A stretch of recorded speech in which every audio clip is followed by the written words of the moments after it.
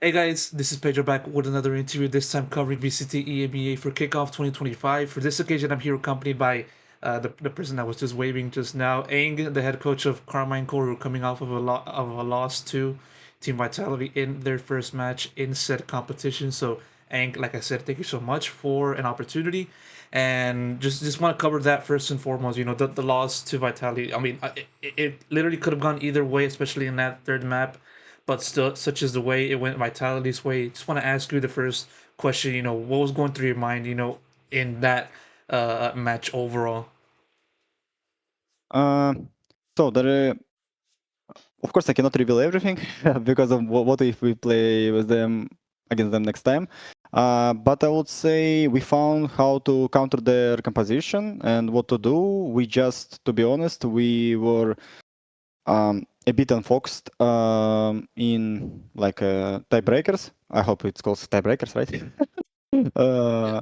Yeah. So, but overall, So there was a lot of emotions. I regret that I took 2 pauses on defense side, but I thought it's kind of needed because of we didn't understand the like kind of what we need to do before. So when I took it first time, so I had to take it the second time and again, like kind of step by step explain what we need to do. And actually, I feel like we played great. Today, my thoughts from overall like third map, we played already twice. Yes, we lost twice against Navi and against Vitality, but I really like our adaptation, how we adapted. Yeah, it was a bit slow, but still we adapted and we get kind of got a lot of experience from these 2 matches. And today I kind of, had this feeling that we're on the right way of playing this map because of we got so much experience from different comps against different teams that play in different way. And I was happy that we actually today applied a lot of stuff that we couldn't apply against Navi. It just didn't work, or we just were too slow, or opposite too fast. And today it was much better. So I'm happy about our defense side. Yeah.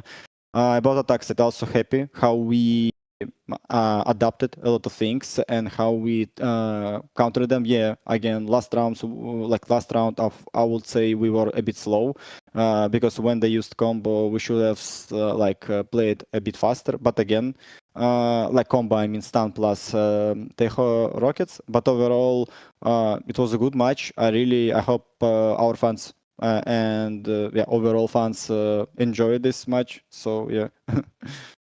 No, it's definitely a well thought out answer, and one that you definitely took a lot of time to kind of think about and observe out of the team. And definitely, as you said, hopefully you guys can bounce back in that next match against as it is Giant X. And so, kind of want to now focus over into the team itself. Obviously, like there's been plenty of changes into the Carmine Core squad in comparing from Mhm. last year into this year. Big names such as Sadak getting into the team. I know that you kind of did an interview with L'Equipe during the off season before, and you mentioned about how you made some of the biggest takeaways from last year to this year in terms of like trying to improve the team culture, trying to uh, uh, right the wrongs that you had from like the entire year. I want to ask you sort of what do you feel has been the biggest points that you had to adjust when it comes to building that team culture from last year to this year. Uh, to be honest, it's pretty simple. I just need to do better job and more work. Like I need to speak more with players. I would say it's just on me mostly because I of course we have a really good staff around. Like performance coaches, psychologists, and like etc. etc. But at the same time, anyway, I should be this person who speaks more with the players and kind of I need to know everything kind of about each other, like everybody, in my team. So I would say the most important thing right now, and it's like literally from my perspective at least, I need to be like more, let's say, communicative, Mhm. and I'm trying actually Like this year. being more open to like just to talk to the players instead of just like focusing on like what's Yeah, happening in the match, right? Um, No, it's just like, just speak more to, like, ask them like maybe every like 2-3 days, like, oh, how are you, like, what's going on with you, like, like this way. I would say in match I kind of pretty, let's say I'm not a kind of dictator. Sometimes yes, sometimes no, but yeah. No, like outside of the game, just like just have a good environment, right? That's kind of Yeah, it, yeah, right? yeah, yeah, yeah. And I should be the guy who is kind of participate in like this kind of creating environment more than I was last year. Okay, interesting to hear your perspective on that. I mean, obviously, I want to ask you about Sadak and him being the IGO, and obviously we've seen a little bit of shades of Sadak and his creativity over in America's over into EMEA. And in addition to your preparation and just having to have that collaboration, well, in terms of talking about Sadak, how's that kind of collaboration been going? How's that work relationship been going so far with him, and also what's been the biggest takeaways when it comes to just Mhm. watching him perform, either in scrims or even in the actual main server itself.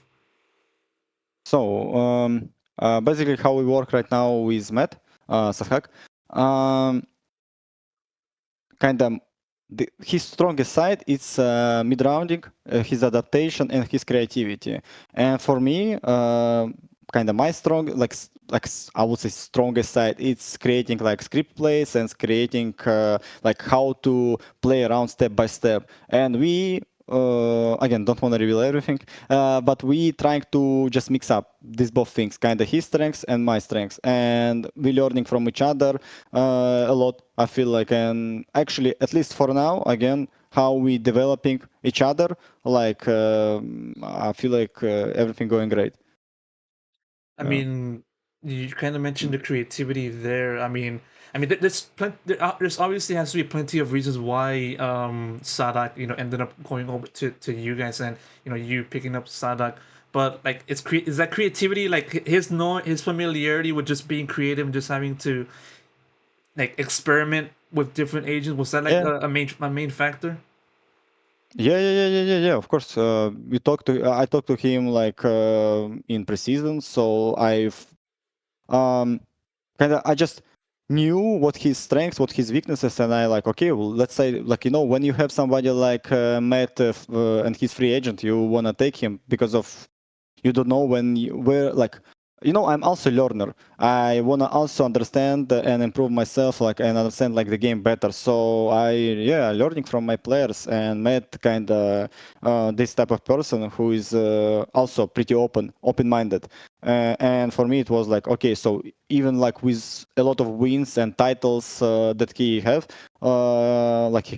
I like, and you're still so open-minded. Why not? Let's try to work. And yeah, there is a lot of actually positives why we hired him and why also he chose us.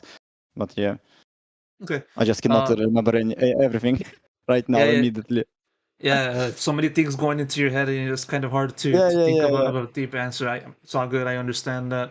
Um, since we're like finishing the first phase of kickoff for you and your team, you had an opportunity to play against Navi and today against Vitality.